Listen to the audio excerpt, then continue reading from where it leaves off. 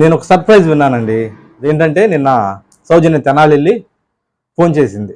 Yellow పుచ్చకాయలు పైన కాదండి లోపలంతా ఎల్లోగా ఉంది అనే వరకు అవునా అని నేను ఆశ్చర్యపోయాను. అయితే ఇదిగో ఒకటేమో ఎల్లో ఒకటేమో రెడ్, రెండు పుచ్చకాయలు తీసుకొచ్చాను. రెండిట్లో ఒకటి ఎల్లో ఉంది, ఒకటి రెడ్ ఉంది. ఏది ఎల్లో ఏది రెడ్డో నేనే చెబుతాను, చూద్దాం. చూసేవాళ్ళు లైక్ చేయటం మర్చిపోవద్దు. ఎల్లో పుచ్చకాయని చూద్దాం. ఇది ఎల్లో లాగుందండి, ఎల్లో పుచ్చకాయ. ఇది ఎల్లో, ఇది ఇంకా రెడ్.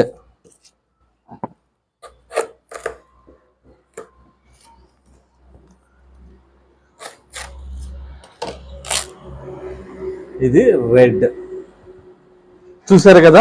ఇది రెడ్, ఇది ఎల్లో. పుచ్చకాయ అంటే గుర్తొచ్చింది, ఎక్కువగా చైనా వాళ్ళు ఎక్కువ పండిస్తున్నారు, 2 టర్కీ, 3 ఇండియా వాళ్ళే పండిస్తున్నారు. ఏది టేస్ట్గా ఉందో ఎలా ఉందో చూద్దాము. ముందుగా లైక్ చేయటం మర్చిపోవద్దు. ఎంత కదన్నా రెడ్ రెడ్, ఎల్లో చూద్దాం ఎల్లో ఎలా ఉంటుందో. కట్ చేసి చూస్తానికి ఎక్కువగా వాటరిష్గా ఉంది. ముందు నేను ఒక ముక్క, చిన్న ముక్క తిని కానీ దీని టేస్ట్ అనేది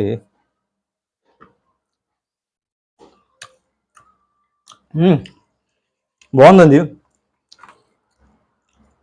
ఎల్లో అయితే చాలా బాగుంది, టేస్ట్గా ఉంది. నేను చెప్పడం కాదు, మా ఇంట్లో వాళ్ళకి కూడా ఇస్తాను. నేనైతే బాగుంది, సూపర్ అని చెబుతాను.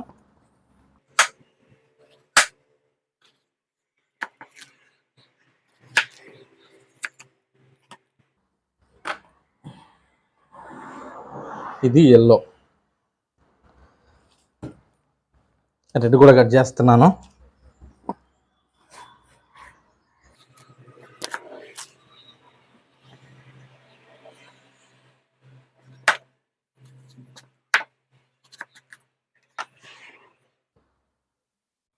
చూసారుగా, ఒకటేమో ఎల్లో పుచ్చకాయ, ఫుల్ ఎల్లోలో ఉంది.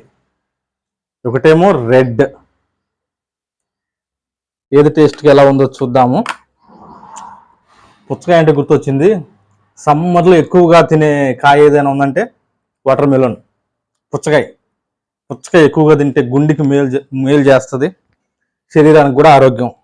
అయితే ఈ ఎల్లో పుచ్చకాయని చూసి చాలా మంది ఏమనుకుంటున్నారంటే లోపల కలర్ ఏమైనా వేసారేమో, కలర్ ఇంజెక్ట్ చేశారేమో అనుకుంటున్నారండి. లేదండి, స్వతహాగానే న్యాచురల్గానే ఇది ఎల్లో.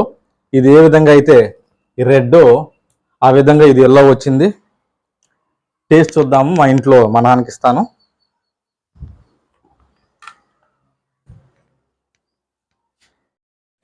నాన్న ఎల్లో తీగుందా ఎర్ర తీగుందా? ఎల్లో తీగ ఉంది. అదేండి ఎల్లోదే బాగుందంట. వీడియో నచ్చితే లైక్ చేయటం మర్చిపోవద్దు.